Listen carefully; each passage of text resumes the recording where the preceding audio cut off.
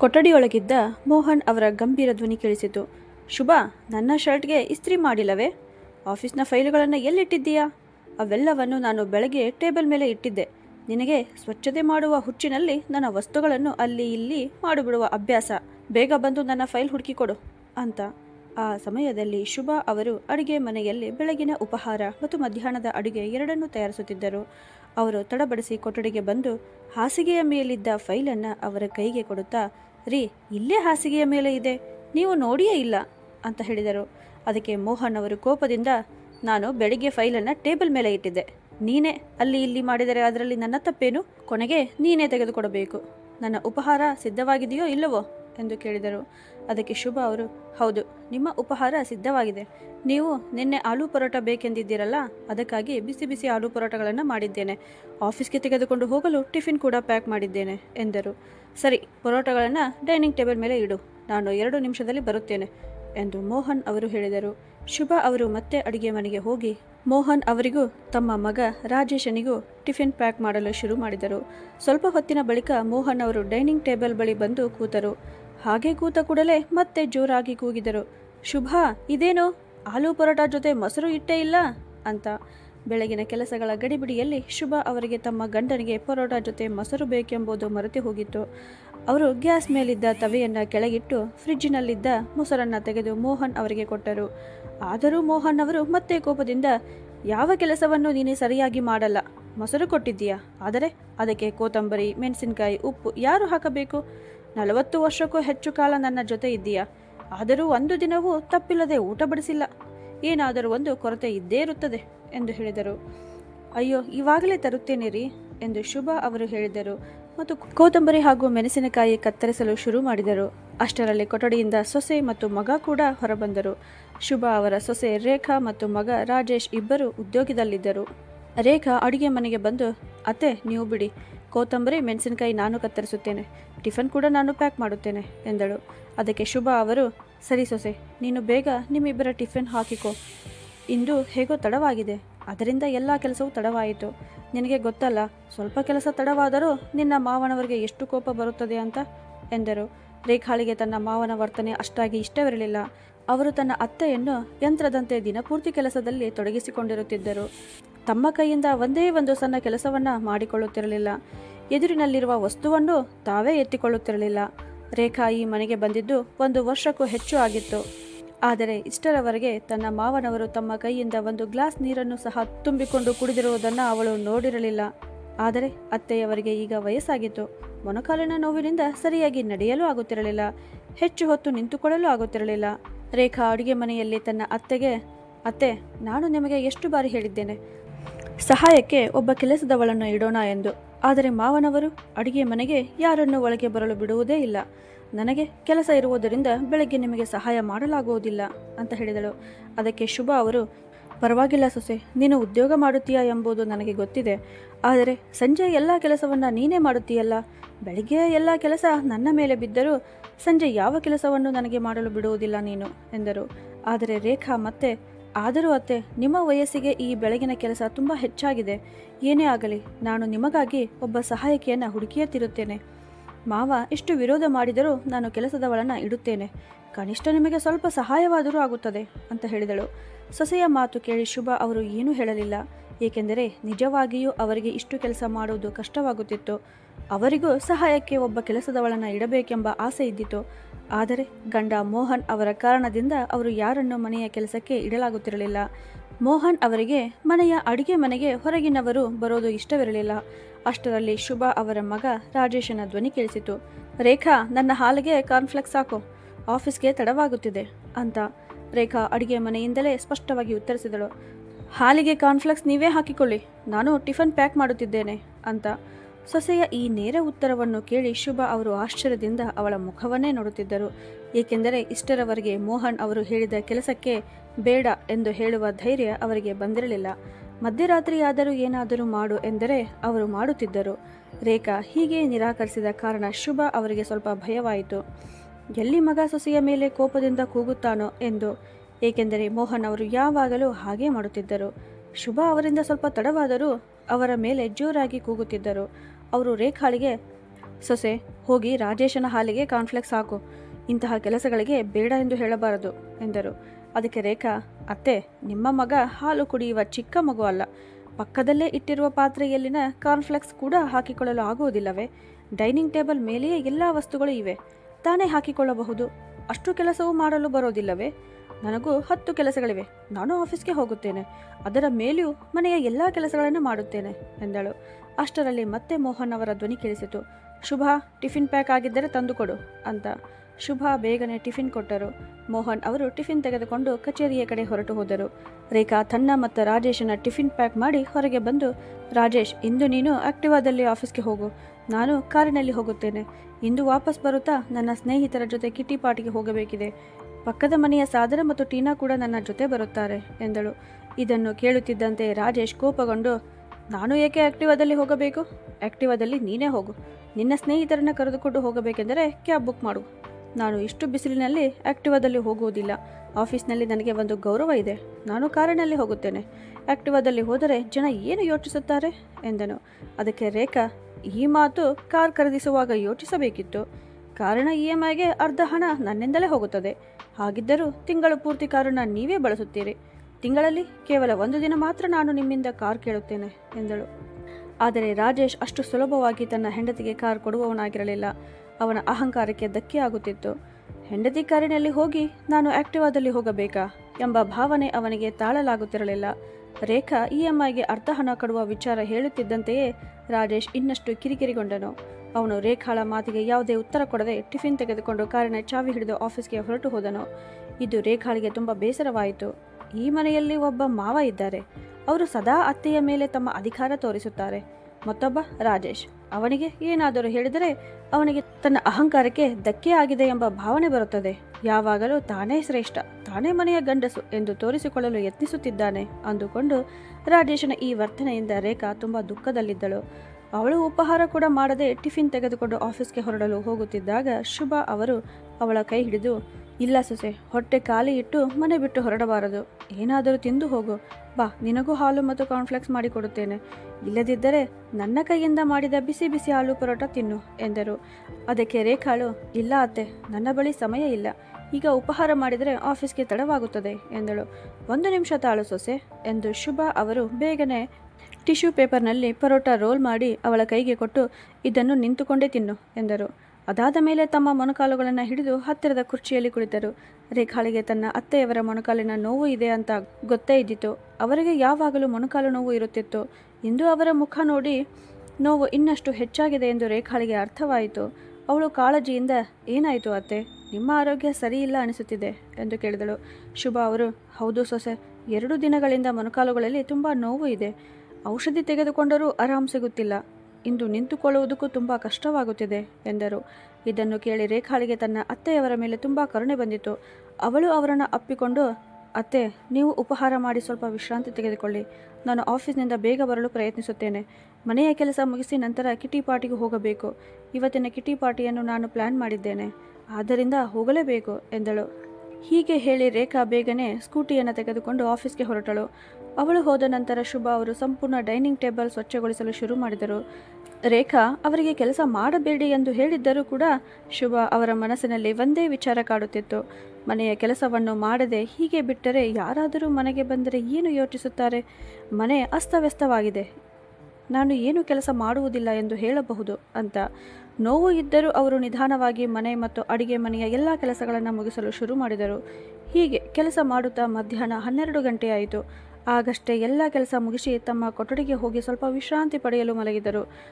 ಆದರೆ 1 ಗಂಟೆ ಕೂಡ ಸರಿಯಾಗಿ ವಿಶ್ರಾಂತಿ ಪಡೆಯುವಷ್ಟರಲ್ಲಿ ಮೋಹನ್ ಅವರು ಆಫೀಸ್ನಿಂದ ಬೇಗ ಮನೆಗೆ ಬಂದರು. ಸ್ವಲ್ಪ ಹೊತ್ತಿನ ಬಳಿಕ ಸೊಸೆ ರೇಖಾ ಕೂಡ ಮನೆಗೆ ಬಂದಳು. ಇಬ್ಬರು ಇಂದು ಬೇಗ ಮನೆಗೆ ಬಂದಿದ್ದರು. ಅದನ್ನು ನೋಡಿ ಶುಭಾ ಅವರು, ಏನಾಯಿತು, ನೀವು ಇಬ್ಬರು ಇಂದು ಇಷ್ಟು ಬೇಗ ಬಂದಿದ್ದೀರಿ ಅಂತ ಕೇಳಿದರು. ಅದಕ್ಕೆ ರೇಖಾ ಉತ್ತರಿಸುತ್ತಾ, ಅತ್ತೆ, ನಾನು ಬೆಳಗ್ಗೆ ಹೇಳಿ ಹೋಗಿದ್ದೆ ಅಲ್ವಾ ಇಂದು ಬೇಗ ಬರುತ್ತೇನೆ ಅಂತ.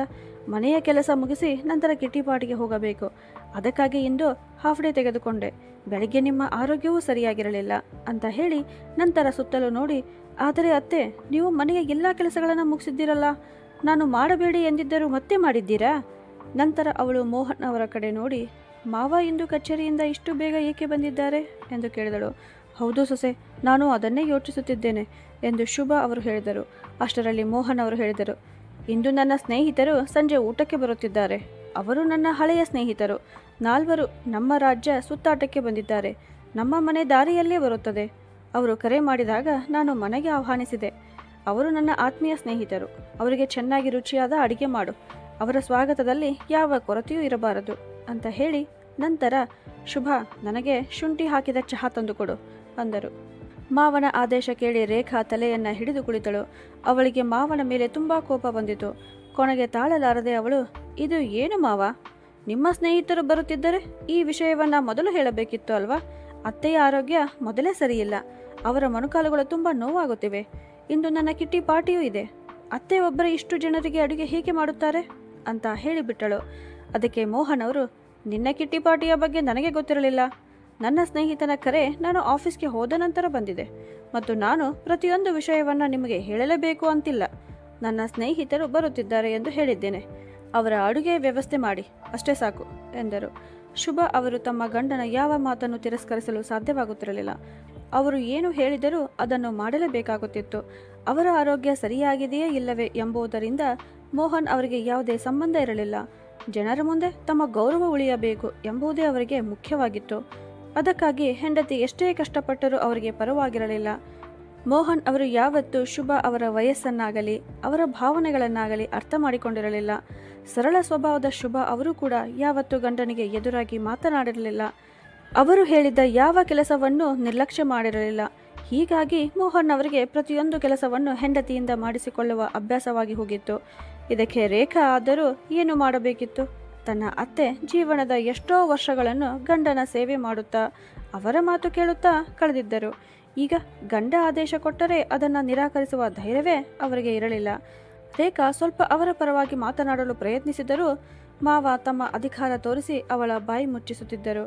ಶುಭ ಅವರು ಒಮ್ಮೆ ರೇಖಾಳ ಬೆಂಬಲಕ್ಕೆ ನಿಂತಿದ್ದರೆ ಅವಳು ಏನಾದರೂ ಮಾಡಬಹುದಿತ್ತು. ಮೊಣಕಾಲು ನೋವು ಇದ್ದರೂ ಶುಭ ಅವರು ಮೋಹನ್ ಅವರು ಹೇಳಿದಂತೆ ಅಡುಗೆ ಮನೆಯಲ್ಲಿ ಹಲವಾರು ವಿಧದ ಅಡುಗೆಗಳನ್ನು ಮಾಡಲು ಶುರು ಮಾಡಿದರು. ಅತ್ತೆ ಇಷ್ಟು ಜನರಿಗೆ ಒಬ್ಬರೇ ಅಡುಗೆ ಮಾಡುತ್ತಿರುವುದನ್ನು ನೋಡಿ ರೇಖಾ ತನ್ನ ಸ್ನೇಹಿತರಿಗೆ ಕರೆ ಮಾಡಿ, ಮನೆಯಲ್ಲಿ ಸ್ವಲ್ಪ ಕೆಲಸ ಬಂದಿದೆ, ಆದ್ದರಿಂದ ಇವತ್ತಿನ ಕಿಟಿ ಪಾರ್ಟಿ ರದ್ದು ಮಾಡೋಣ, ಮತ್ತೊಂದು ದಿನ ಮಾಡೋಣ ಎಂದಳು. ನಂತರ ಅತ್ತೆ ಸೊಸೆ ಇಬ್ಬರು ಸೇರಿ ಎಲ್ಲರಿಗೂ ಊಟ ತಯಾರಿಸಿದರು. ಅಡುಗೆ ಮಾಡುತ್ತಾ ರಾತ್ರಿ 8 ಗಂಟೆ ಆಯಿತು. ಅಷ್ಟರಲ್ಲಿ ಮೋಹನ್ ಅವರ ಎಲ್ಲ ಸ್ನೇಹಿತರು ಮನೆಗೆ ಬಂದರು. ರೇಖಾ ಎಲ್ಲರಿಗೂ ಊಟ ಬಡಿಸುತ್ತಿದ್ದಳು. ಡೈನಿಂಗ್ ಟೇಬಲ್ ಬಳಿ ಮೋಹನ್ ಅವರು, ಅವರ ಸ್ನೇಹಿತರು ಮತ್ತು ರಾಜೇಶ್ ಊಟ ಮಾಡುತ್ತಿದ್ದರು. ಮಧ್ಯೆ ಮಧ್ಯೆ ರಾಜೇಶ್ ಕೂಡ ರೇಖಾಳಿಗೆ ಆದೇಶ ಕೊಡುವಂತೆ, ನೀರು ತಂದುಕೊಡು, ಉಪ್ಪು ತಂದುಕೊಡು, ಉಪ್ಪಿನಕಾಯಿ ತಂದುಕೊಡು ಎಂದು ಹೇಳುತ್ತಿದ್ದನು. ಇದರಿಂದ ರೇಖಾ ತುಂಬ ಕಿರಿಕಿರಿಯಾಗುತ್ತಿದ್ದಳು. ಇಷ್ಟೊಂದು ಮನಸ್ಸಿಟ್ಟು ಅಡಿಗೆ ಮಾಡಿದ ಮೇಲೆಯೂ ಮೋಹನ್ ಅವರು ಊಟದಲ್ಲಿ ತಪ್ಪು ಹುಡುಕಿದರು. ಬಿರಿಯಾನಿಯಲ್ಲಿ ಮಸಾಲೆ ಕಡಿಮೆ ಇದೆ, ಸಿಹಿ ತಿನಿಸು ಕೂಡ ಏನೂ ಮಾಡಿಲ್ಲ ಶುಭ, ಬೇಸನ್ ಹಲ್ವಾ ಮಾಡಿ ತಂದುಕೊಡು ಎಂದರು. ಶುಭ ಅವರು ಗ್ಯಾಸ್ ಮೇಲೆ ಕಡಾಯಿ ಇಟ್ಟು ಹಲ್ವಾ ಮಾಡಲು ಹೋಗುತ್ತಿದ್ದಾಗ ರೇಖಾ ಅವರ ಕೈ ಹಿಡಿದು, ಬಿಡಿಯತ್ತೆ, ನಾನು ಸಿಹಿಗೆ ಗುಲಾಬ್ ಜಾಮೂನ್ ಆರ್ಡರ್ ಮಾಡಿದ್ದೇನೆ, 2 ನಿಮಿಷದಲ್ಲಿ ಬರುತ್ತದೆ ಎಂದಳು. ಅಷ್ಟರಲ್ಲಿ ಡೋರ್ ಬೆಲ್ ಮೊಳಗಿತು. ಆಗ ರೇಖಾ, ನೋಡಿಯತ್ತೆ, ಬಂದೇ ಬಿಟ್ಟಿತು, ಈಗ ಹಲ್ವಾ ಮಾಡುವ ಅಗತ್ಯ ಇಲ್ಲ ಅಂತ ಹೇಳಿದಳು. ಅವಳು ಎಲ್ಲರಿಗೂ ಪ್ಲೇಟ್ನಲ್ಲಿ ಗುಲಾಬ್ ಜಾಮೂನ್ ಹಾಕಿ ತೆಗೆದುಕೊಂಡು ಹೋದಳು. ಗುಲಾಬ್ ಜಾಮೂನ್ ನೋಡುತ್ತಿದ್ದಂತೆಯೇ ಮೋಹನ್ ಅವರು ಕೋಪದಿಂದ ಕಣ್ಣು ದೊಡ್ಡದಾಗಿ ಮಾಡಿ, ಇದೇನು ರೇಖಾ, ನಾನು ಬೇಸನ್ ಹಲ್ವಾ ಮಾಡಲು ಹೇಳಿದ್ದೆ, ನೀನು ಮಾರುಕಟ್ಟೆಯ ಗುಲಾಬ್ ಜಾಮೂನ್ ತಂದು ಇಟ್ಟಿದ್ದೀಯಾ? ನನಗೆ ಹೊರಗಿನ ತಿಂಡಿಗಳು ಇಷ್ಟವಿಲ್ಲ ಅನ್ನೋದು ಗೊತ್ತಿಲ್ಲವೇ? ಶುಭಾಳಿಗೆ ಹೇಳು, ಬೇಗನೆ ಬೇಸನ್ ಹಲ್ವಾ ಮಾಡಲಿ ಎಂದರು. ಈಗಾಗಲೇ ಮಾವನ ಮಾತುಗಳು ರೇಖಾಳಿಗೆ ಸಹನೆಯ ಮಿತಿಯನ್ನು ದಾಟಿದ್ದವು. ಅವಳು ಕೋಪದಿಂದ, ಮಾವ, ಅತ್ತೆಯ ಆರೋಗ್ಯ ಸರಿಯಿಲ್ಲ, ಅವರು ಇಡೀ ದಿನ ಕೆಲಸದಲ್ಲೇ ಇದ್ದಾರೆ, ನಿಮಗೆ ಸಿಹಿ ಬೇಕು ಅಂದಿದ್ದೀರಲ್ಲ, ಅದು ಮನೆಯದಾಗಿರಲಿ ಅಥವಾ ಹೊರಗಿನದಾಗಿರಲಿ ಏನು ವ್ಯತ್ಯಾಸ? ಸಿಹಿ ಅಂದರೆ ಸಿಹಿಯೇ, ಹಲ್ವಾ ಬದಲು ಗುಲಾಬ್ ಜಾಮೂನ್ ತಿನ್ನಿ ಎಂದಳು. ಸೊಸೆಯ ಉತ್ತರ ಕೇಳಿ ಮೋಹನ್ ಅವರು ಬೆಂಕಿಯಂತೆ ಕೋಪಗೊಂಡರು. ಇಷ್ಟರವರೆಗೆ ಅವರ ಹೆಂಡತಿ ಯಾವತ್ತೂ ಅವರಿಗೆ ಎದುರಾಗಿ ಮಾತನಾಡಿರಲಿಲ್ಲ. ನಿಜ ಹೇಳಬೇಕೆಂದರೆ ಇವತ್ತಿನವರೆಗೆ ಯಾವ ಹೆಂಗಸು ಅವರಿಗೆ ಎದುರಾಗಿ ಜೋರಾಗಿ ಉತ್ತರಿಸಿರಲಿಲ್ಲ. ಆದರೆ ಇಂದು ಅವರ ಎಲ್ಲ ಸ್ನೇಹಿತರ ಮುಂದೆ ಸೊಸೆ ಹೀಗೆ ಎದುರಾಗಿ ಮಾತನಾಡಿದ್ದರಿಂದ ಮೋಹನ್ ಅವರ ಕೋಪಕ್ಕೆ ಮಿತಿಯೇ ಇರಲಿಲ್ಲ. ಅವರ ಕೋಪ ನೋಡಿ ಶುಭ ಅವರು ತಲೆ ಮೂಳೆಯಿಂದ ಹಿಡಿದು ಕಾಲಿನವರೆಗೂ ನಡುಗತೊಡಗಿದವು. ಅವರು ಆತಂಕದಿಂದ, ರೇಖಾ, ನೀನು ಏನು ಮಾಡಿಬಿಟ್ಟೆ? ಇದು ದೊಡ್ಡ ಅನರ್ಥ ಆಯಿತು. ನಿನ್ನ ಮಾವನವರಿಗೆ ಅವರ ಸ್ನೇಹಿತರ ಮುಂದೆ ಕೆಲಸ ಮಾಡಲು ನಿರಾಕರಿಸಿದ್ದೀಯಾ? ಈಗ ಅವರು ತುಂಬ ಕೋಪಗೊಳ್ಳುತ್ತಾರೆ ಎಂದರು. ಶುಭ ಅವರನ್ನು ಸಮಾಧಾನಪಡಿಸುತ್ತಾ ರೇಖಾ, ಪರವಾಗಿಲ್ಲ ಅತ್ತೆ, ಮಾವ ಏನು ಹೇಳುತ್ತಾರೋ ನೋಡೋಣ. ಆದರೆ ಈ ರೀತಿ ಅವರ ಮನ ಬಂದಂತೆ ನಡೆಯಲು ಬಿಡಬಾರದು. ಎಷ್ಟೇ ಕೆಲಸ ಮಾಡಿದರೂ ಕೊನೆಯಲ್ಲಿ ತಪ್ಪು ಮಾತ್ರ ಹುಡುಕುತ್ತಾರೆ. ಯಾರ ದುಃಖ, ಯಾರ ನೋವು ಎಂಬುದರಿಂದ ಅವರಿಗೆ ಯಾವುದೇ ಸಂಬಂಧ ಇಲ್ಲ. ಜನರ ಮುಂದೆ ತಮ್ಮ ಗೌರವ ತೋರಿಸಿಕೊಳ್ಳುವುದಷ್ಟೇ ಅವರಿಗೆ ಮುಖ್ಯ ಎಂದು ಕೋಪದಿಂದ ಹೇಳಿದಳು. ಅತ್ತೆ ಸೊಸೆ ಇಬ್ಬರು ಅಡಿಗೆ ಮನೆಯಲ್ಲಿ ಈ ಮಾತುಗಳನ್ನು ಆಡುತ್ತಿದ್ದಾಗ ಅತ್ತ ಡೈನಿಂಗ್ ಟೇಬಲ್ ಬಳಿ ಕುಳಿತಿದ್ದ ಮೋಹನ್ ಅವರ ಒಬ್ಬ ಸ್ನೇಹಿತ ವಾತಾವರಣ ಹಗುರವಾಗಿಸಲು, ಅಯ್ಯೋ ಮೋಹನ್, ಏನು ಸಮಸ್ಯೆ ಇಲ್ಲ, ನಾವು ಗುಲಾಬ್ ಜಾಮೂನ್ ತಿಂದು ಬಾಯಿ ಸಿಹಿ ಮಾಡಿಕೊಳ್ಳುತ್ತೇವೆ. ಗುಲಾಬ್ ಜಾಮೂನ್ ಕೂಡ ಸಿಹಿಯೇ ಅಲ್ವಾ, ಕಹಿ ಅಲ್ಲವಲ್ಲ ಎಂದು ನಗುತ್ತಾ ಹೇಳಿದರು. ಅಷ್ಟರಲ್ಲಿ ರಾಜೇಶ್ ಅಡಿಗೆ ಮನೆಗೆ ಬಂದು ರೇಖಾಳ ಮೇಲೆ ಕೂಗಾಡತೊಡಗಿದನು. ಇದು ಯಾವ ರೀತಿಯ ವರ್ತನೆ ರೇಖಾ? ಎಲ್ಲರ ಮುಂದೆ ನೀನು ಅಪ್ಪನ ಜೊತೆ ಹೀಗೆ ಮಾತನಾಡಿದ್ದೀಯಾ? ನಿನಗೆ ನಾಚಿಕೆ ಇಲ್ಲವೇ? ಹಿರಿಯರ ಜೊತೆ ಹೇಗೆ ಮಾತನಾಡಬೇಕು ಅನ್ನೋದು ಗೊತ್ತಿಲ್ಲವೇ ಅಂತ. ಅದಕ್ಕೆ ರೇಖಾ ಕೂಡ ತಿರುಗೇಟು ನೀಡುತ್ತಾ, ನೀನು ಸುಮ್ಮನಿರು ರಾಜೇಶ್, ನೀನು ಕೂಡ ಕಣ್ಣು ಮುಚ್ಚಿಕೊಂಡೇ ಇದ್ದೀಯಾ. ನಿನಗೆ ನಿನ್ನ ತಾಯಿಯ ನೋವು ಕಾಣಿಸುವುದೇ ಇಲ್ಲ. ಗಂಡಸು ಅನ್ನೋ ಅಹಂಕಾರದಲ್ಲಿ ನೀನು ಯಾವತ್ತೂ ಅವರ ಕಣ್ಣೀರು ಒರೆಸಲು ಪ್ರಯತ್ನಿಸಲೇ ಇಲ್ಲ. ಇವತ್ತು ಅವರ ಮೊಣಕಾಲು ಎಷ್ಟು ನೋವಾಗುತ್ತಿದೆ ಅನ್ನೋದಾದರೂ ನಿನಗೆ ಗೊತ್ತಿದೆಯಾ? ನಿನ್ನ ತಂದೆಯಂತೆಯೇ ನೀನು ಇದ್ದೀಯಾ. ನನ್ನನ್ನು ನಿನ್ನ ತಾಯಿಯಂತೆ ಅಂದುಕೊಳ್ಳುವ ತಪ್ಪು ಮಾಡಬೇಡ. ನಾನು ನಿನ್ನ ತಾಯಿಯಂತೆ ಜೀವನ ಪೂರ್ತಿ ಅಡಿಗೆ ಮನೆಯಲ್ಲಿ ಕೆಲಸ ಮಾಡುತ್ತಾ ಸಿರಿಯ ಅಂಚಿನಿಂದ ಕಣ್ಣೀರು ಒರೆಸುತ್ತಾ ಬದುಕುವುದಿಲ್ಲ. ತಾಯಿಯ ಕಣ್ಣೀರು ಕಾಣದ ನೀನು ನಿನ್ನನ್ನು ಅವರ ಮಗ ಅಂತ ಹೇಳಿಕೊಳ್ಳೋದಕ್ಕೂ ನಾಚಿಕೆ ಆಗಬೇಕು ಎಂದಳು. ಹೀಗೆ ಹೇಳಿ ರೇಖಾ ಶುಭ ಅವರ ಕೈ ಹಿಡಿದು ಅವರ ಕೊಠಡಿಗೆ ಕರೆದುಕೊಂಡು ಹೋದಳು. ಅಷ್ಟರಲ್ಲಿ ಮೋಹನ್ ಅವರು ನೀರು ಕೇಳಿದರು. ಆಗ ರೇಖಾ ಕೊಠಡಿಯಿಂದಲೇ ಜೋರಾಗಿ, ರೀ ರಾಜೇಶ್, ಸ್ವಲ್ಪ ಮಾವನವರಿಗೆ ನೀರು ಕೊಡಿ ಎಂದು ಹೇಳಿದಳು. ರಾಜೇಶ್ ಎಲ್ಲರ ಮುಂದೆ ನೀರು ಕೊಟ್ಟರು. ನಂತರ ಕೋಪದಿಂದ ಕೊಠಡಿಗೆ ಬಂದು, ನಿನಗೆ ನಾಚಿಕೆ ಇಲ್ಲವೇ? ಗಂಡನಿಗೆ ಕೆಲಸ ಹೇಳುತ್ತಿದ್ದೀಯಾ? ನಾನು ನಿನ್ನ ಗಂಡ, ನಿನ್ನ ಕೆಲಸದವನು ಅಲ್ಲ. ಇವತ್ತಿನ ನಂತರ ಮತ್ತೆ ನನಗೆ ಯಾವುದಾದರೂ ಕೆಲಸ ಹೇಳಿದರೆ ಚೆನ್ನಾಗಿರಲ್ಲ ಎಂದು ಕೋಪದಿಂದ ಹೇಳಿದನು. ತನ್ನ ಮಾವ ಮತ್ತು ಗಂಡನ ಹಳೆಯ ಹಠದ ಮನೋಭಾವಗಳಿಂದ ರೇಖಾ ಸಂಪೂರ್ಣ ಬೇಸತ್ತಿದ್ದಳು. ಅವಳು ಮನಸ್ಸಿನಲ್ಲಿ ತೀರ್ಮಾನ ಮಾಡಿಕೊಂಡಳು, ಇವರ ಹಳೆಯ ಆಲೋಚನೆಗಳನ್ನು ಬದಲಾಯಿಸಬೇಕು. ಇಲ್ಲವಾದರೆ ನನ್ನ ಅತ್ತೆಯನ್ನು ಕರೆದುಕೊಂಡು ಈ ಮನೆಯಿಂದ ಶಾಶ್ವತವಾಗಿ ಹೊರಟು ಹೋಗಬೇಕು. ಆಗ ಈ ತಂದೆ ಮಗ ಇಬ್ಬರು ತಮ್ಮ ಅಹಂಕಾರ ಹಿಡಿದು ಹೇಗೆ ಬದುಕುತ್ತಾರೆ ನೋಡೋಣ ಎಂದು ರೇಖಾ ಸುಮಾರು 1 ಗಂಟೆ ಕಾಲ ತನ್ನ ಅತ್ತೆಗೆ ಸಮಾಧಾನ ಹೇಳಿದಳು. ಇನ್ನು ಮುಂದೆ ನೀವು ಯಾರಿಗೂ ಭಯಪಡುವ ಅಗತ್ಯವಿಲ್ಲ. ನಾನು ಹೇಳಿದಂತೆ ಮಾಡುತ್ತಾ ಹೋಗಿ. ನೀವು ಮಾತನಾಡಲು ಆಗದಿದ್ದರೆ ಕನಿಷ್ಠ ಮೌನವಾಗಿರಿ, ಏನೂ ಹೇಳಬೇಡಿ. ಈಗ ಏನು ಮಾಡಬೇಕು ಅನ್ನೋದನ್ನು ನಾನು ನೋಡಿಕೊಳ್ಳುತ್ತೇನೆ ಅಂತ ಅವಳು ತನ್ನ ಮಾವ ಮತ್ತು ಗಂಡನನ್ನು ಬದಲಾಯಿಸಲು ಸಿದ್ಧಳಾದಳು. ಅವಳು ತನ್ನ ಒಬ್ಬ ಸ್ನೇಹಿತೆಗೆ ಕರೆ ಮಾಡಿ ಕೆಲಸದವಳ ಬಗ್ಗೆ ಮಾತನಾಡಿದಳು. ದೇವರ ಕೃಪೆಯಿಂದ ಒಬ್ಬ ಕೆಲಸದವಳು ಕೂಡ ಸಿಕ್ಕಿಬಿಟ್ಟಳು. ರೇಖಾ ಅವಳಿಗೆ ಮುಂದಿನ ದಿನವೇ ಮನೆಗೆ ಬರಲು ಹೇಳಿದಳು. ಇತ್ತ ಮೋಹನ್ ಅವರ ಸ್ನೇಹಿತರು ಎಲ್ಲರೂ ಹೋದ ನಂತರ ಅವರು ಕೋಪದಿಂದ ಕೆಂಪಗಾಗಿದ್ದರು. ಅವರು ಶುಭ ಅವರ ಜೊತೆಗೂ ಸೊಸೆಯ ಜೊತೆಗೂ ಮಾತನಾಡದೆ ಮೌನವಾಗಿ ತಮ್ಮ ಕೊಠಡಿಗೆ ಹೋಗಿ ಮಲಗಿದರು. ಮರುದಿನ ಬೆಳಗ್ಗೆ 6 ಗಂಟೆಗೆ ಡೋರ್ಬೆಲ್ ಮೊಳಗಿತು. ಆ ಸಮಯದಲ್ಲಿ ಮೋಹನ್ ಅವರು ಅಂಗಣದಲ್ಲಿ ಕುಳಿತು ಯೋಗ ಮಾಡುತ್ತಿದ್ದರು. ಅವರು ಬಾಗಿಲು ತೆರೆದಾಗ ಎದುರಿಗೆ ಮಂಜುಳಾ ನಿಂತಿದ್ದಳು. ಆಗ ಅವಳು, ಸಾರ್, ನನಗೆ ರೇಖಾ ಮೇಡಮ್ ಮನೆ ಕೆಲಸಕ್ಕೆ ಬರಲು ಹೇಳಿದ್ದರು ಎಂದಳು. ಅದನ್ನು ಕೇಳುತ್ತಿದ್ದಂತೆಯೇ ಮೋಹನ್ ಅವರು ಕೋಪದಿಂದ, ನಾನು ಮೊದಲೇ ಹೇಳಿದ್ದೆ ಈ ಮನೆಯಲ್ಲಿ ಕೆಲಸ ಮಾಡಲು ಯಾರೂ ಬರಬಾರದು ಅಂತ.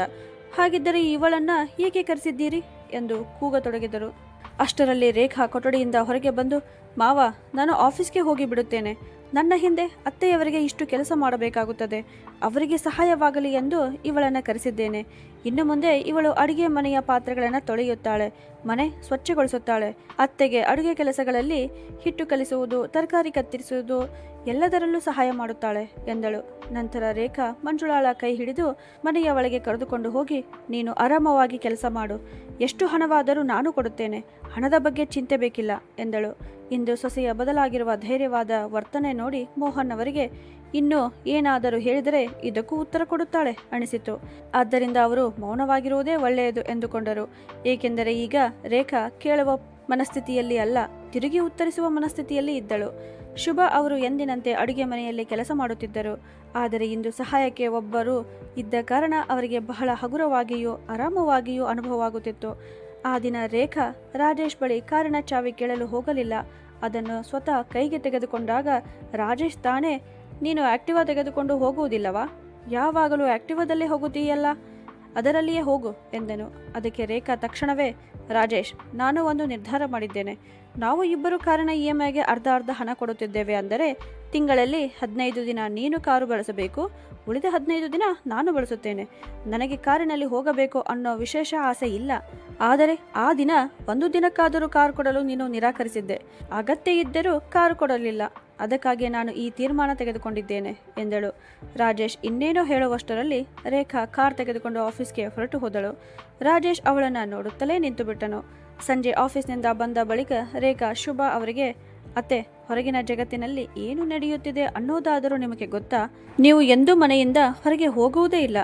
ನಮ್ಮ ಮನೆಯ ಹತ್ತಿರದ ದೇವಸ್ಥಾನಕ್ಕಾದರೂ ಕೆಲವೊಮ್ಮೆ ಹೋಗಿ ಬನ್ನಿ, ನಿಮಗೆ ಒಳ್ಳೆಯ ಅನುಭವವಾಗುತ್ತದೆ. ಎಷ್ಟೋ ದಿನಗಳಿಂದ ನೀವು ಮನೆ ಹೊರಗೆ ಕಾಲಿಟ್ಟೇ ಇಲ್ಲ ಎಂದಳು. ನಂತರ ರೇಖಾ ಶುಭಾ ಅವರನ್ನು ಕನ್ನಡಿ ಮುಂದೆ ನಿಲ್ಲಿಸಿ, ಅತ್ತೆ, ನೀವು ಎಷ್ಟು ದಿನಗಳಿಂದ ಕನ್ನಡಿಯನ್ನೇ ನೋಡಿಲ್ಲ, ನಿಮ್ಮ ಮುಖ ನೋಡಿದ್ದೀರಾ? ವಯಸ್ಸಿನಲ್ಲಿ ನೀವು ಮಾವನಿಗಿಂತ 7 ವರ್ಷ ಚಿಕ್ಕವರು, ಆದರೆ ಕಾಣುವಲ್ಲಿ ಅವರಿಗಿಂತ 10 ವರ್ಷ ದೊಡ್ಡವರಂತೆ ಕಾಣುತ್ತೀರಿ. ನೀವು ಇಡೀ ಜೀವನ ಮಾವನ ಸೇವೆಯಲ್ಲೇ ಕಳೆದಿದ್ದೀರಿ, ಆದರೆ ಅವರು ಯಾವಾಗಾದರೂ ನಿಮಗಾಗಿ ಏನಾದರೂ ಮಾಡಿದ್ದಾರಾ? ಆದೇಶ ಕೊಡುವುದನ್ನೂ ಬಿಟ್ಟರೆ, ನಿಮ್ಮ ಮೇಲೆ ಹಕ್ಕು ತೋರಿಸುವುದನ್ನು ಬಿಟ್ಟರೆ, ನಿಮ್ಮ ದುಃಖ ನೋವಿನ ಸಮಯದಲ್ಲಿ ನಿಮ್ಮ ತಲೆಯ ಮೇಲೆ ಸಾಂತ್ವನದ ಕೈ ಇಟ್ಟಿದ್ದಾರಾ? ಅವರಿಗೆ ಏನಾದರೂ ಆದರೆ ನೀವು ಒಂದೇ ಕಾಲಿನ ಮೇಲೆ ನಿಂತು ಅವರ ಸೇವೆ ಮಾಡುತ್ತೀರಿ. ನಾನು ಅವರ ಸೇವೆ ಮಾಡುವುದು ತಪ್ಪು ಎಂದು ಹೇಳುತ್ತಿಲ್ಲ, ಆದರೆ ನಿಮ್ಮ ಆರೋಗ್ಯ ಕೆಟ್ಟಾಗ ನಿಮ್ಮ ಸೇವೆ ಮಾಡುವ ಜವಾಬ್ದಾರಿಯು ಅವರದೇ ಅಲ್ವಾ? ಆದರೆ ಅಲ್ಲಿ ಅವರಿಗೆ ಅವರು ಗಂಡಸು ಅನ್ನೋ ಅಹಂಕಾರ ಮಧ್ಯೆ ಬರುತ್ತದೆ. ನಾವು ಗಂಡಸರು, ಹೆಂಗಸಿನ ಸೇವೆ ಹೇಗೆ ಮಾಡೋದು ಅನ್ನೋದು. ಜೀವನ ಪೂರ್ತಿ ಅವರಿಗೆ ಅಡಿಗೆ ಮಾಡಿ ತಿನ್ನಿಸಿದ ಹೆಂಗಸಿಗೆ ಅವರು 2 ದಿನ ಊಟ ಮಾಡಿ ಕೊಡಲಾರರು. ಹೊರಗಿನಿಂದ 2 ಔಷಧಿ ತಂದು ಕೊಟ್ಟರೆ ಸಾಕು, ತಮ್ಮ ಜವಾಬ್ದಾರಿ ಮುಗಿದಂತೆ ವರ್ತಿಸುತ್ತಾರೆ. ಅದಕ್ಕೂ ಮೇಲಾಗಿ ದೊಡ್ಡ ಉಪಕಾರ ಮಾಡಿದಂತೆ ತೋರಿಸುತ್ತಾರೆ. ನಾನು ನಿನಗಾಗಿ ಔಷಧಿ ತಂದೆ ಅಂತ. ಆದರೆ ನೀವು ಅವರಿಗಾಗಿ ಎಷ್ಟು ಮಾಡುತ್ತೀರಿ ಅನ್ನೋದನ್ನು ಅವರು ಯಾವತ್ತೂ ಯೋಚಿಸುವುದೇ ಇಲ್ಲ. ನಿಮ್ಮ ಮೇಲೆ ಹಕ್ಕು ತೋರಿಸುವುದನ್ನೇ ತಮ್ಮ ಜನ್ಮಸಿದ್ಧ ಹಕ್ಕು ಎಂದುಕೊಂಡಿದ್ದಾರೆ ಅಂತ ಹೇಳಿದಳು. ಇಂದು ರೇಖಾಳ ಮಾತುಗಳನ್ನು ಕೇಳಿ ಶುಭಾ ಅವರಿಗೆ ತಮ್ಮ ಸೊಸೆ ಸತ್ಯವನ್ನೇ ಹೇಳುತ್ತಿದ್ದಾಳೆ ಅನಿಸಿತು. ಈ ಮನೆಯಲ್ಲಿ ತಮ್ಮ ಬಗ್ಗೆ ಇಷ್ಟೊಂದು ಯೋಚಿಸುವವಳು ಒಬ್ಬ ಸೊಸೆ ಮಾತ್ರ ಎನ್ನುವ ಭಾವನೆ ಅವರಿಗೆ ಬಂದಿತು. ಇದರ ಮೊದಲು ಅವರು ಈ ವಿಷಯಗಳ ಬಗ್ಗೆ ಎಂದೂ ಗಮನ ಕೊಟ್ಟಿರಲಿಲ್ಲ. ತಮ್ಮ ಕರ್ತವ್ಯ ಎಂದುಕೊಂಡು ಎಲ್ಲವನ್ನ ಮಾಡುತ್ತಲೇ ಬಂದಿದ್ದರು. ಆಗ ರೇಖಾ ಮತ್ತೆ ಮುಂದುವರೆದು, ಅತ್ತೆ, ನೀವು ಬಟ್ಟೆ ಬದಲಿಸಿಕೊಳ್ಳಿ, ನನ್ನ ಜೊತೆ ಬನ್ನಿ, ನಿಮ್ಮನ್ನು ಪಾರ್ಲರ್ಗೆ ಕರೆದುಕೊಂಡು ಹೋಗುತ್ತೇನೆ. ಸ್ವಲ್ಪ ಫೇಶಿಯಲ್ ಮಾಡಿಸೋಣ, ನಂತರ ನೋಡಿ ನಿಮ್ಮ ಮುಖ ಹೇಗೆ ಹೊಳೆಯುತ್ತದೆ ಅಂತ ಎಂದು ಹೇಳಿದಳು. ನಗುತ್ತಾ ಹೇಳಿದ ರೇಖಾಳ ಮಾತು ಕೇಳಿ ಶುಭಾ ಅವರಿಗೆ ನಗು ಬಂದಿತು. ಅವರು ಕೂಡ ಇಂದು ತಮ್ಮನ್ನು ತಡೆಯಲಾಗದೆ ಸರಿ ಸೊಸೆ ಎಂದರು. ರೇಖಾ ಉತ್ಸಾಹದಿಂದ, ಮತ್ತೆ ನಾವು ಶಾಪಿಂಗಿಗೂ ಹೋಗೋಣ, ಬೇಗ ರೆಡಿಯಾಗಿ ಎಂದಳು. ಅತ್ತೆ ಸೊಸೆ ಇಬ್ಬರು ಶಾಪಿಂಗಿಗೆ ಹೋಗಲು ಸಿದ್ಧರಾದರು. ಅಷ್ಟರಲ್ಲಿ ಮೋಹನ್ ಅವರು ಮತ್ತು ರಾಜೇಶ್ ಆಫೀಸ್ನಿಂದ ಮನೆಗೆ ಬಂದರು. ಎಲ್ಲಿ ಹೋಗುತ್ತಿದ್ದೀಯಾ ರೇಖಾ? ಅಮ್ಮನನ್ನ ಎಲ್ಲಿಗೆ ಕರೆದುಕೊಂಡು ಹೋಗುತ್ತಿದ್ದೀಯಾ ಎಂದು ರಾಜೇಶ್ ಕೇಳಿದನು. ಅದಕ್ಕೆ ರೇಖಾಳು, ಅತ್ತೆಯವರು ಎಷ್ಟೋ ದಿನಗಳಿಂದ, ಅಥವಾ ಹೇಳಬೇಕಾದರೆ ಎಷ್ಟೋ ವರ್ಷಗಳಿಂದ ಮನೆಯ ಹೊರಗೇ ಹೋಗೇ ಇಲ್ಲ, ಅದಕ್ಕಾಗಿ ಅವರನ್ನ ಶಾಪಿಂಗ್ಗೆ ಕರೆದುಕೊಂಡು ಹೋಗುತ್ತಿದ್ದೇನೆ ಎಂದಳು. ಅದಕ್ಕೆ ರಾಜೇಶನು, ನೀವು ಮನೆ ಹೊರಗೆ ಹೋದರೆ ಅಡಿಗೆ ಯಾರು ಮಾಡುತ್ತಾರೆ? ಈಗ ಕಾಫಿ ಕುಡಿಯುವ ಸಮಯ, ಆಫೀಸ್ನಿಂದ ಬಂದ ಮೇಲೆ ನಾನು ಕಾಫಿ ಕುಡಿಯುತ್ತೇನೆ, ಅಪ್ಪಾಜಿಯು ಚಹಾ ಕುಡಿಯುತ್ತಾರೆ ಅನ್ನೋದು ಗೊತ್ತಿದೆ ಅಲ್ವಾ ಎಂದನು. ಈ ಬಾರಿ ರೇಖಾಳ ಬದಲು ಶುಭಾ ಅವರೇ ಮಾತನಾಡಿದರು. ಅಡುಗೆಯನ್ನು ಕ್ಯಾಸರೋಲ್ನಲ್ಲಿ ಮಾಡಿ ಇಟ್ಟಿದ್ದೇನೆ, ಬಡಿಸಿಕೊಂಡು ತಿನ್ನಿ. ಚಹಾ ಕಾಫಿ ಕುಡಿಯೋದು ಇಷ್ಟ ಅಂದರೆ ಕೆಲವೊಮ್ಮೆ ನೀವೇ ಮಾಡಿಕೊಂಡು ಕುಡಿಯಿರಿ ಎಂದರು. ಹೀಗೆ ಹೇಳಿ ಅವರು ಸೊಸೆಯ ಜೊತೆ ಮಾರುಕಟ್ಟೆಗೆ ಹೊರಟು ಹೋದರು. ಶುಭಾ ಅವರ ಈ ಮಾತು ಕೇಳಿ ರೇಖಾಳಿಗೂ ತುಂಬ ಸಂತೋಷವಾಯಿತು. ಪಾರ್ಲರ್ನಿಂದ ಮನೆಗೆ ಹಿಂತಿರುಗಿದ ನಂತರ ಶುಭಾ ಅವರು ಬಹಳ ಸಮಯದ ಬಳಿಕ ತಮ್ಮನ್ನೇ ಕನ್ನಡಿಯಲ್ಲಿ ನೋಡಿದರು. ತಮ್ಮನ್ನೇ ನೋಡಿ ಅವರಿಗೆ ಆಶ್ಚರ್ಯವಾಯಿತು. ನಾನು ಇಷ್ಟು ಚೆನ್ನಾಗಿ ಕಾಣುತ್ತೇನಲ್ಲ ಅನಿಸಿತು. ಅವರು ಯಾವತ್ತೂ ತಮ್ಮ ಅಲಂಕಾರ ಸಿಂಗಾರಗಳ ಬಗ್ಗೆ ಗಮನ ಕೊಡುತ್ತಲೇ ಇರಲಿಲ್ಲ. ಇಡೀ ಜೀವನ ಅಡಿಗೆ ಮನೆಯಲ್ಲಿ ಆಲೂ ಪರೋಟ, ಗೋಬಿ ಪಲ್ಯ, ಕೊತ್ತಂಬರಿ ಚಟ್ನಿ ಮಾಡುತ್ತಲೇ ಕಳೆದಿತ್ತು. ತಮ್ಮ ಬಗ್ಗೆ ಯೋಚಿಸಲು ಅವರಿಗೆ ಸಮಯವೇ ಸಿಕ್ಕಿರಲಿಲ್ಲ. ಈಗ ಮನೆಯಲ್ಲಾಗುತ್ತಿರುವ ಬದಲಾವಣೆಗಳಿಂದ ಶುಭಾ ಅವರಿಗೆ ಸಂತೋಷ ಆಗತೊಡಗಿತು. ತಮ್ಮ ಕಾಲಿಗೆ ಹಾಕಿದ್ದ ಬೇಡಿಗಳು ಈಗ ಮುರಿಯುತ್ತಿವೆ ಅನ್ನುವ ಭಾವನೆ ಅವರಿಗೆ ಉಂಟಾಯಿತು. ಮಾರುಕಟ್ಟೆಯಲ್ಲಿ ರೇಖಾ ಶುಭಾ ಅವರಿಗೆ ಅವರ ಇಷ್ಟದ ಹಲವಾರು ಸೀರೆಗಳನ್ನು ಕೊಟ್ಟಳು, ಚೂಡಿಗಳನ್ನು ತಂದುಕೊಟ್ಟಳು, ಪಾರ್ಲರ್ಗೆ ಕರೆದುಕೊಂಡು ಹೋದಳು. ಮರುದಿನ ಮೋಹನ್ ಅವರು ಆಫೀಸ್ಗೆ ಹೋದ ನಂತರ ಅಲ್ಲಿಂದಲೇ ಕರೆ ಮಾಡಿ ಹೇಳಿದರು, ಇಂದು ನನ್ನ ಆಫೀಸಿನ ಕೆಲವರು ಮನೆಗೆ ಬರುತ್ತಿದ್ದಾರೆ, ಅವರಿಗೆ ಚಹಾ, ಬಜ್ಜಿ, ಮಿರ್ಚಿ, ಸ್ಯಾಂಡ್ವಿಚ್ ಎಲ್ಲವನ್ನ ಮಾಡಿ ಇಟ್ಟುಕೋ ಅಂತ. ಮೋಹನ್ ಅವರು ತಮ್ಮ ಸಹೋದ್ಯೋಗಿಗಳನ್ನು ಕರೆದುಕೊಂಡು ಸಂಜೆ ಮನೆಗೆ ಬಂದಾಗ ಶುಭಾ ಅವರನ್ನು ನೋಡಿ ಆಶ್ಚರ್ಯದಿಂದ ನಿಂತೇ ಬಿಟ್ಟರು. ಶುಭಾ ಅವರು ಸುಂದರವಾದ ನೀಲಿ ಬಣ್ಣದ ಕಾಟನ್ ಪ್ಲಾಜೋ ಶೂಟ್ ಧರಿಸಿದ್ದರು. ಅದರಲ್ಲಿ ಅವರು ತುಂಬ ಚೆನ್ನಾಗಿ ಕಾಣುತ್ತಿದ್ದರು. ಕಣ್ಣಿಗೆ ಕಪ್ಪು ಗಾಗಲ್ ಹಾಕಿಕೊಂಡಿದ್ದರು. ಸೊಸೆ ಅವರಿಗೆ ಒಂದು ಪರ್ಸ್ ಕೂಡ ಕೊಟ್ಟಿದ್ದರು. ಅದನ್ನು ಕೈಯಲ್ಲಿ ಹಿಡಿದುಕೊಂಡಿದ್ದರು. ಅತ್ತೆ ಸೊಸೆ ಇಬ್ಬರು ಎಲ್ಲಿಗೋ ಹೊರಡಲು ಸಿದ್ಧವಾಗಿ ನಿಂತಿದ್ದರು. ಮೋಹನ್ ಅವರು ಆಶ್ಚರ್ಯದಿಂದ, ಶುಭಾ, ನಿನಗೆ ಏನಾಗಿದೆ? ಇಷ್ಟು ಸಿಂಗಾರ ಮಾಡಿಕೊಂಡು ಎಲ್ಲಿಗೆ ಹೋಗುತ್ತಿದ್ದೀಯಾ? ಚಹಾ ತಿಂಡಿ ಏನಾಯಿತು? ಇನ್ನೂ ಮಾಡಿಲ್ಲವೇ ಅಂತ ಕೇಳಿದರು. ಇಷ್ಟು ದಿನ ಸೊಸೆಯ ಜೊತೆ ಇದ್ದ ಕಾರಣ ಶುಭಾ ಅವರಲ್ಲಿ ಈಗ ಸ್ವಲ್ಪ ಆತ್ಮವಿಶ್ವಾಸ ಬಂದಿತ್ತು. ಅವರು ತಮ್ಮ ಗಂಡನಿಗೆ ಉತ್ತರಿಸುತ್ತಾ, ನಾನು ಸೊಸೆಯ ಜೊತೆ ಥಿಯೇಟರ್ಗೆ ಸಿನಿಮಾ ನೋಡಲು ಹೋಗುತ್ತಿದ್ದೇನೆ ಎಂದರು. ಅದನ್ನು ಕೇಳಿ ಮೋಹನ್ ಅವರು ಕೋಪದಿಂದ, ನಿನ್ನ ತಲೆ ಸರಿಯಾಗಿದೆಯೇ? ಈ ವಯಸ್ಸಿನಲ್ಲಿ ಸಿನಿಮಾ ನೋಡಲು ಹೋಗುತ್ತಿದ್ದೀಯಾ? ನೀನು ಯಾವತ್ತಾದರೂ ಸಿನಿಮಾ ಹಾಲ್ ನೋಡಿದ್ದೀಯಾ? ದೊಡ್ಡ ಸಿನಿಮಾ ನೋಡುವವಳಂತೆ ಮಾತನಾಡುತ್ತಿದ್ದೀಯಲ್ಲ. ಮೊದಲು ಚಹಾ ತಿಂಡಿಯ ವ್ಯವಸ್ಥೆ ಮಾಡು ಎಂದರು. ಅದಕ್ಕೆ ಶುಭ ಅವರು ಶಾಂತವಾಗಿ, ನೀವು ತೋರಿಸಿದ್ದರೆ ನಾನು ನೋಡುತ್ತಿದ್ದೆ. ನೀವು ಯಾವತ್ತೂ ನನ್ನನ್ನು ಕರೆದುಕೊಂಡು ಹೋಗಲೇ ಇಲ್ಲ. ಸ್ನೇಹಿತರ ಜೊತೆ ನೀವು ಒಬ್ಬರೇ ಸಿನಿಮಾ ನೋಡಲು ಹೋಗುತ್ತಿದ್ದೀರಿ. ಆದರೆ ನಿಮ್ಮ ಹೆಂಡತಿಯನ್ನ ಎಂದು ಕರೆದುಕೊಂಡು ಹೋಗಲಿಲ್ಲ ಎಂದರು. ಶುಭ ಅವರ ಬಾಯಿಂದ ಇಂತಹ ಉತ್ತರ ಕೇಳಿ ಮೋಹನ್ ಅವರು ಕ್ಷಣಕಾಲ ಮೌನವಾಗಿ ಬಿಟ್ಟರು. ಏಕೆಂದರೆ ಅವರ ಸ್ನೇಹಿತರು ಅಲ್ಲೇ ನಿಂತಿದ್ದರು. ಮತ್ತೆ ಅವರು ಕೇಳಿದರು, ಈ ಸೂಟ್ ಯಾರನ್ನು ಕೇಳಿಕೊಂಡು ಹಾಕಿಕೊಂಡಿದ್ದೀಯಾ? ಇಷ್ಟು ದಿನದವರೆಗೆ ಸೀರೆ ಮಾತ್ರ ಹಾಕುತ್ತಿದ್ದೆ, ಈಗ ಸೂಟ್ ಏಕೆ ಹಾಕುತ್ತಿದ್ದೀಯಾ ಅಂತ. ಅದಕ್ಕೆ ಶುಭ ಅವರು, ಸೂಟ್ನಲ್ಲಿ ಏನು ತಪ್ಪಿದೆ? ಸಂಪೂರ್ಣ ದೇಹ ಮುಚ್ಚಿಕೊಂಡೇ ಇದೆ ಅಲ್ವಾ? ಇಡೀ ಜೀವನ ನಿಮ್ಮ ಬಟ್ಟೆಗಳಿಗೆ ಇಸ್ತ್ರಿ ಹಾಕುತ್ತಾ ಕಳೆಯಿತು. ಇಷ್ಟು ವರ್ಷಗಳಲ್ಲಿ ಒಂದು ದಿನವೂ ನನ್ನ ಸೀರೆಗೆ ಇಸ್ತ್ರಿ ಹಾಕಿಕೊಂಡಿಲ್ಲ. ಒಳ್ಳೆಯ ಬಟ್ಟೆಗಳನ್ನು ಧರಿಸಿಲ್ಲ. ನಿಮ್ಮ ಸೇವೆಯಲ್ಲಿ ಜೀವನ ಕಳೆದಿದೆ. ನಿಮ್ಮನ್ನು ಮಾತ್ರ ಚೆನ್ನಾಗಿ ಸಿಂಗಾರ ಮಾಡಿಕೊಂಡು ಹೊಳೆಯುವ ಬಟ್ಟೆಗಳಲ್ಲಿ ನೋಡುತ್ತಿದ್ದೆ. ನನ್ನ ಕಾರಣದಿಂದಲೇ ಇಡೀ ಜೀವನ ನೀವು ಚೆನ್ನಾಗಿ ಇಸ್ತ್ರಿ ಮಾಡಿದ ಹೊಳೆಯುವ ಬಟ್ಟೆಗಳನ್ನು ಧರಿಸುತ್ತಾ ಬಂದಿದ್ದೀರಿ ಎಂದು ಹೇಳಿದಳು. ಅಷ್ಟರಲ್ಲಿ ರೇಖಾ ಶುಭ ಅವರ ಕೈ ಹಿಡಿದು, ಅಯ್ಯೋ ಅತ್ತೆ, ಬನ್ನಿ ಬೇಗ, ಇಲ್ಲದಿದ್ದರೆ ನಮ್ಮ ಸಿನಿಮಾ ಮಿಸ್ ಆಗುತ್ತದೆ ಎಂದಳು. ಆಗ ಮನೆಗೆ ಬಂದ ರಾಜೇಶ್ ಕಿರಿಕಿರಿಯಿಂದ, ಎಲ್ಲಿ ಹೋಗುತ್ತಿದ್ದೀಯಾ ರೇಖಾ? ಅಮ್ಮನನ್ನ ಕರೆದುಕೊಂಡು? ಕಾಣುತ್ತಿಲ್ಲವೇ? ಅಪ್ಪಾಜಿಯ ಜೊತೆ ಮನೆಗೆ ಎಷ್ಟು ಜನ ಬಂದಿದ್ದಾರೆ? ಅವರಿಗೆ ಚಹಾ ತಿಂಡಿಯ ವ್ಯವಸ್ಥೆ ಮಾಡಬೇಕು ಎಂದನು. ಅದಕ್ಕೆ ರೇಖಾ ತಕ್ಷಣವೇ, ಅವರ ಪ್ರೀತಿಯ ಮಗ ಮನೆಯಲ್ಲೇ ಇದ್ದಾನಲ್ಲ, ಅವನು ಏನು ಮಾಡುತ್ತಾನೆ? ಚಹಾ ತಿಂಡಿಯ ವ್ಯವಸ್ಥೆ ಅವನು ಮಾಡಲಾರನ? ಅವನಿಗೆ ಅಷ್ಟು ಕೂಡ ಮಾಡಲು ಬರೋದಿಲ್ಲವೇ? ಏನಾದರೂ ಮಾಡೋದು ಬರದಿದ್ದರೆ ಇವತ್ತಿನ ಕಾಲದಲ್ಲಿ ಎಲ್ಲವೂ ಆನ್ಲೈನ್ನಲ್ಲಿ ಸಿಗುತ್ತದೆ. ಆರ್ಡರ್ ಮಾಡಿಬಿಡಿ, ಎಲ್ಲ ಮನೆಯ ಬಾಗಿಲಿಗೆ ಬರುತ್ತದೆ. ನಾನು ಮತ್ತು ಅತ್ತೆ ಸಿನಿಮಾ ನೋಡಲು ಹೋಗುತ್ತಿದ್ದೇವೆ. ನಿಮ್ಮ ಚಹಾ ತಿಂಡಿ ಮಾಡಲು ನಮ್ಮ ಬಳಿ ಸಮಯ ಇಲ್ಲ. ಮತ್ತೊಂದು ವಿಷಯ, ಇನ್ನು ಮುಂದೆ ನಿಮ್ಮ ಸಣ್ಣ ಪುಟ್ಟ ಕೆಲಸಗಳನ್ನು ನೀವೇ ಮಾಡಿಕೊಳ್ಳುವುದನ್ನು ಕಲಿಯಿರಿ.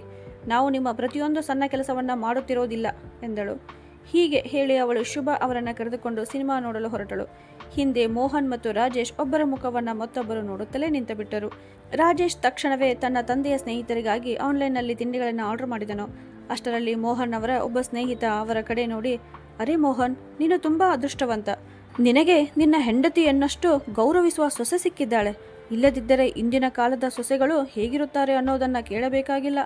ಮತ್ತು ನಿನ್ನ ಹೆಂಡತಿಯು ನಿನಗೆ ತುಂಬ ಬೆಂಬಲವಾಗಿ ನಿಂತಿದ್ದಾಳೆ. ನನ್ನ ಹೆಂಡತಿ 10 ವರ್ಷಗಳ ಹಿಂದೆ ನನ್ನನ್ನು ಬಿಟ್ಟು ದೇವರ ಬಳಿಗೆ ಹೋಗಿಬಿಟ್ಟಳು.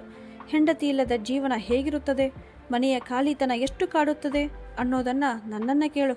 ಅವಳು ಹೋದ ನಂತರವೇ ನನಗೆ ಅವಳ ಮೌಲ್ಯ ಗೊತ್ತಾಯಿತು. ಅವಳು ನನ್ನ ಜೀವನದಲ್ಲಿ ಎಷ್ಟು ಮುಖ್ಯವಾಗಿದ್ದಳು ಅನ್ನೋದು ಆಗ ಅರ್ಥವಾಯಿತು. ಅವಳು ನನ್ನ ಜೊತೆ ಇದ್ದಾಗ ನಾನು ಅವಳ ಒಳ್ಳೆಯ ಗುಣಗಳನ್ನು ನೋಡಲಿಲ್ಲ, ಅವಳನ್ನು ಗೌರವಿಸಲಿಲ್ಲ. ಅವಳು ಹೋದ ಮೇಲಷ್ಟೇ ಅವಳು ಎಷ್ಟು ಒಳ್ಳೆಯವಳು ಅನ್ನೋದು ತಿಳಿಯಿತು. ಮನೆಯಲ್ಲಿ ಹೆಂಗಸರು ಇಲ್ಲದಿದ್ದರೆ ಮನೆ ಅನ್ನೋದು ಮನೆ ಆಗುವುದಿಲ್ಲ, ಭೂತಬಂಗಲೆ ಅಂತಾಗುತ್ತದೆ. ಹೆಂಗಸರ ಕಾರಣದಿಂದಲೇ 4 ಗೋಡೆಗಳಿರುವ ಕಟ್ಟಡ ಒಂದು ಮನೆಯಾಗುತ್ತದೆ. ಇಂದು ನನ್ನ ಮನೆಯಲ್ಲಿ ಎಲ್ಲ ಸೌಲಭ್ಯಗಳಿವೆ, ಆದರೆ ಮನೆ ಒಳಗೆ ಹೋದಾಗ ಆ 4 ಗೋಡೆಗಳೇ ನನ್ನನ್ನು ಕಚ್ಚಲು ಬರುವಂತೆ ಅನಿಸುತ್ತದೆ. ಒಂಟಿತನವೇ ನನ್ನನ್ನು ತಿನ್ನಲು ಬರುತ್ತಿರುವಂತೆ ಭಾಸವಾಗುತ್ತದೆ. ಸೊಸೆ ಮತ್ತು ಮಗ ಕೆಲಸಕ್ಕೆ ಹೋಗುತ್ತಾರೆ, ನಾನು ಮನೆಯಲ್ಲಿ ಒಬ್ಬನೇ ಇರುತ್ತೇನೆ. ಹೆಂಡತಿ ಬದುಕಿರುವಾಗಲೇ ಅವಳ ಮೌಲ್ಯ ತಿಳಿದುಕೋ, ಇಲ್ಲವಾದರೆ ಅವಳು ಹೋದ ಮೇಲೆ ಪಶ್ಚಾತ್ತಾಪ ಪಡುವುದನ್ನು ಬಿಟ್ಟರೆ ಏನೂ ಉಳಿಯುವುದಿಲ್ಲ ಎಂದು ದುಃಖದಿಂದ ಹೇಳಿದರು. ಶುಭ ಮತ್ತು ರೇಖಾ ಮನೆಯಿಂದ ಹೊರಟು ಹೋದ ನಂತರ ಆನ್ಲೈನ್ನಲ್ಲಿ ಚಹಾ ತಿಂಡಿ ತರಿಸಿಕೊಂಡರೂ ತಂದೆ ಮಗ ಇಬ್ಬರು ಸೇರಿ ಬಂದ ಜನರ ವ್ಯವಸ್ಥೆಯನ್ನೇ ಸರಿಯಾಗಿ ನೋಡಿಕೊಳ್ಳಲಾಗಲಿಲ್ಲ.